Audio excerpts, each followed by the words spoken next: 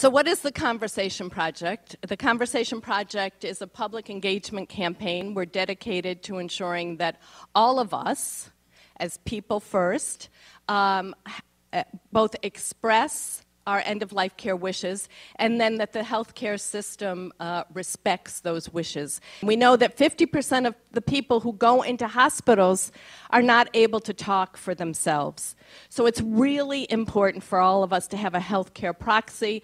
We have to share these ideas with our loved ones so that in the event that we can't talk for ourselves, we have a fighting chance of having the kind of end-of-life experience that we want. We know from our research that 90% of people want to have these conversations, but only 30% of us are having them. And we think it's because they just need some guidance on how to get over the threshold. And so we have a variety of starter kits. You have one on your table. It's a general how to start the conversation. We have a second one for people on how to talk to their clinicians about this, because we know very often clinicians don't feel comfortable bringing it up. So we're trying to educate the public to bring it up to you so that you will have it with them and they'll put you at ease and you'll feel better having the conversation. We try and do things a little edgy and a little different.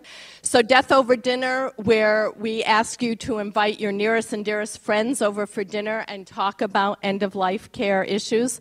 When I heard about this 3 years ago, I thought, who in their right mind would ever invite their friends over and say it's for this reason? But lo and behold, I did it, and I can tell you, I've never had a more intimate discussion with my friends, except probably when I was in college.